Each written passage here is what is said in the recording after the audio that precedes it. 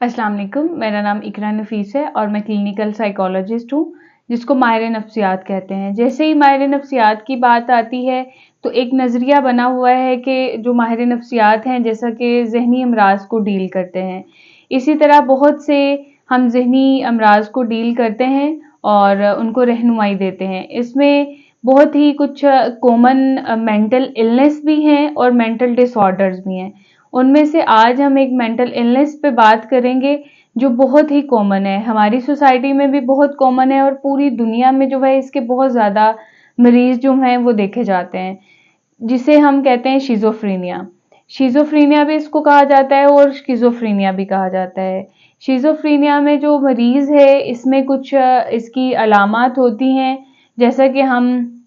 पहले इसकी अलामात पे बात करेंगे। इसमें मरीज की जो है डिसऑर्गेनाइज्ड स्पीच हो जाती है। जैसा ही वो माहिर नफ्सियात के पास आता है, हम उनसे बात करते हैं, जो हम बात कर रहे हैं वो उस बात का जवाब नहीं देता, वो किसी और इररिलेवेंट बात को जो है वो स्टार्ट कर देता है। जो भी आपने बात पूछी है उसका आपको जवाब नहीं देंगे, या कोई भी वो बात कर रहे हैं तो अंदर से ही उसको ख़त्म करके कहीं नई बात शुरू कर लेते हैं। इसमें जो है बहुत ज़्यादा और भी प्रॉब्लम्स होती हैं, डेल्यूजन्स भी होते हैं और हेलुसिनेशंस भी होते हैं। अगर हम डेल्यूजन्स की बात करें तो रोंग और फिक्स बिलीव्स जिसको कहा जाता है, उन्होंने अपना नजरिया बना लिया होता है कि ये कोई बात कर रहा है तो वो मेरे ही खिलाफ बात कर रहा है, अगर कोई मुझे देख रहा है तो वो शायद मुझे मारना चाह रहा है, कोई भी जो लोग हैं वो मुझे देख रहे हैं वो मेरे ही खिलाफ प्रोपोगेंडा कर रहे हैं। इस तरह के जो हैं वो नजरिया बना लेते हैं। इवन के कुछ हमारे पास पेशेंट्स आते हैं,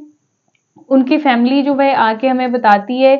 कि जो शिज़ोफ्रेनिया के साथ पेशेंट है वो कहता है कि जो मेरी माँ है वही मेरी सबसे बड़ी दुश्मन है, मेरी जो बहन है वो मुझे कत्ल करना चाहती है, मेरे वालिद मुझे घर से बाहर निकालना चाहते हैं। उनके इस तरह के बहुत ज़्यादा पुख्ता जो हैं बिलीव्स बन जाते हैं कि मेरी फैमिली वाले ही मेरे खिलाफ हैं और वो मुझे कत्ल करना चाहते हैं, वो मुझे मारना चाहते हैं। इसमें जब हम हेलुसिनेशंस की बात करते हैं तो एडोटरी हेलुसिनेशंस भी होती हैं और विजुअल भी होती हैं। बहुत से मरीज या बहुत से आपने कुछ लोग ऐसे आपने भी देखे होंगे, वो कहते हैं कि यहाँ तो हमें कुछ आवाजें सुनाई दे रही हैं और हमें कुछ नजर आ रहा है, जैसा कि मेरी इधर दीवार पे कुछ मुझे नजर आ रहा है, दीवार पे कोई लोग बैठे हैं, मैं उनसे बातें कर रहा हूँ। हमारे पास एक पेशेंट आते हैं, वो कहते हैं कि मेरी जो है एक कोई लोग हैं, मैं उनसे इधर बात करता हूँ, दीवार पे वो बैठते हैं या इस तरह से वो इस तरह की बातें करते हैं। और इनके इस तरह के बिलीव्स होते हैं कि मैं ये जो भी चीज़ें नज़र आ रही हैं वो आपको नज़र नहीं आती, लेकिन वो मुझे नज़र आ रही हैं और मैं उनसे बातें कर रहा हूँ।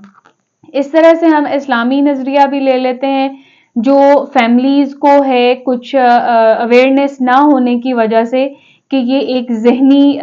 बीमारी है, ये एक ज़हनी मसला है, इसको हमें उनकी हेल्प करनी चाहिए। लेकिन हम इसमें कहने लग जाते हैं कि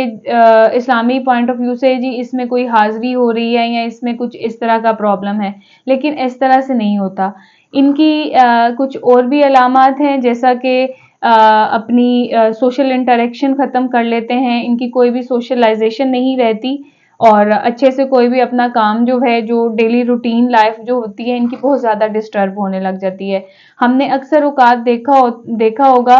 कि जो नहर के किनारे जिस तरह अक्सर कुछ लोग बैठे होते हैं और वो अपनी हाइजीन का भी ख्याल नहीं रखते, बिल्कुल बहुत ज़्यादा जो है उनके कपड़े और इस तरह से हम देखते हैं कि वो बहुत ज़्यादा बुरी हालत में जो हैं उधर होते हैं। तो ऐसा हो सकता है कि उनको भी ये प्रॉब्लम हो सकती है शिज़ोफ्रेनिया की। और अगर हम इसका बात करें कि ये होती क्यों है या ये किन लोगों को होती है, ये मेल एंड फीमेल्स में भी होती है और इसमें जो है ज़्यादा प्रॉब्लम जो है अगर तो जेनेटिकली किसी वालदैन को थी तो हो सकता है कि नेक्स्ट जनरेशन में ये हो सकती है, और किसी ट्रॉमिक कंडीशन की वजह से भी ये होती है। और शिज़ोफ्रेनिया को देखा गया है जब स्ट्रेस मैनेजमेंट नहीं होती या बहुत ज़्यादा पर्सन स्ट्रेस में होता है और वो अपनी कुछ चीज़ें मैनेज नहीं कर पाता, तो उनको ये प्रॉब्लम्स हो जाती हैं। ये बहुत ही एक कॉमन